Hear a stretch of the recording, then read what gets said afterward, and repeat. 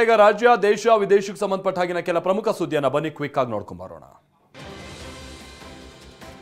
ಬೆಂಗಳೂರು ಅಂತಾರಾಷ್ಟ್ರೀಯ ಚಲನಚಿತ್ರೋತ್ಸವಕ್ಕೆ CM Siddaramaiah DCM DK Shivakumar ಚಾಲನೆ ಕೊಟ್ಟಿದ್ದಾರೆ. ಇದೇ ವೇಳೆ ಮಾತನಾಡಿದ ಡಿಸಿಎಂ ಡಿಕೆ ಶಿವಕುಮಾರ್, ಕಾಂಗ್ರೆಸ್ ಮೇಕೆದಾಟು ಪಾದಯಾತ್ರೆಗೆ ಸಿನಿಮಾ ರಂಗ ಸಾಥ್ ಕೊಟ್ಟಿಲ್ಲ ಅಂತ ಬೇಸರ ಹೊರಹಾಕಿದ್ರು.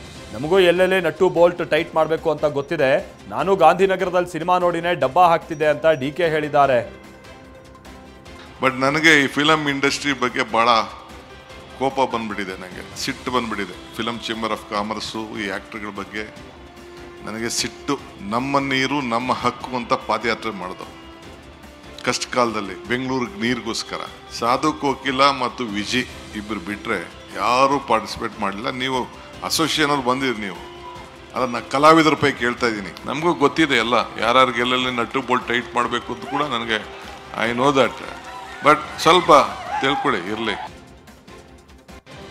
ಇನ್ನು ದೆಹಲಿಯಲ್ಲಿ ಮಾಲಿನ್ಯವನ್ನ ನಿಯಂತ್ರಿಸೋದಕ್ಕೆ ಬಿಜೆಪಿ ಸರ್ಕಾರ ಒಂದು ಪ್ರಮುಖ ಹೆಜ್ಜೆ ಇಟ್ಟಿದ್ದು 15 ವರ್ಷಕ್ಕಿಂತ ಹಳೆಯ ವಾಹನಗಳಿಗೆ ಮಾರ್ಚ್ 31ರಿಂದ ಈ ಪೆಟ್ರೋಲ್ ಪಂಪ್ಗಳಲ್ಲಿ ಪೆಟ್ರೋಲ್ ಸಿಗೋದಿಲ್ಲ ಅಥವಾ ಡೀಸೆಲ್ ಹಾಕಬಾರ್ದು ಅಂತ ಘೋಷಣೆ ಆಗಿದೆ. ಅಂತ ವಾಹನಗಳನ್ನು ಗುರುತಿಸೋದಕ್ಕೆ ತಂಡವನ್ನು ರಚಿಸಲಾಗುತ್ತೆ ಅಂತಲೂ ಪರಿಸರ ಸಚಿವ ಮಂಜಿಂದರ್ ಸಿಂಗ್ ಸಿರ್ಸಾ ಹೇಳಿದ್ದಾರೆ. ಎಲ್ಲ ಬಹುಮಹಡಿ ಕಟ್ಟಡಗಳು, ಹೋಟೆಲ್ಗಳು ಮತ್ತು ಕಮರ್ಷಿಯಲ್ ಕಾಂಪ್ಲೆಕ್ಸ್ಗಳಲ್ಲಿ ವಾಯು ಮಾಲಿನ್ಯ ಮಟ್ಟವನ್ನು ನಿಯಂತ್ರಿಸೋದಕ್ಕೆ ಅಗತ್ಯ ಕ್ರಮಗಳನ್ನು ಅಳವಡಿಸಬೇಕು ಅಂತಲೂ ಹೇಳಿದ್ದಾರೆ. ಅಮೆರಿಕದ ಉದ್ಯಮಿ ಎಲಾನ್ ಮಸ್ಕ್ಗೆ 14ನೇ ಮಗುವಿಗೆ ಅವರು ತಂದೆಯಾಗಿದ್ದಾರೆ. ಶಿವಾನ್ ಜಿಲ್ಲಿಸ್ ಗಂಡು ಮಗುವಿಗೆ ಜನ್ಮ ನೀಡಿದ್ದಾರೆ. ದಂಪತಿಗೆ ಇದು 4ನೇ ಮಗುವಾಗಿದೆ. ಮಗು ಸೆಲ್ಡಾನ್ ಲೈಕರ್ಗರ್ಸ್ ಅಂತ ನಾಮಕರಣ ಮಾಡಲಾಗಿದೆ. 4 ಮಕ್ಕಳ ಜೊತೆಗೆ ಮಾಜಿ ಪತ್ನಿಯರ 8 ಮಕ್ಕಳನ್ನ ಎಲಾನ್ ಮಸ್ಕ್ ಹೊಂದಿದ್ದಾರೆ.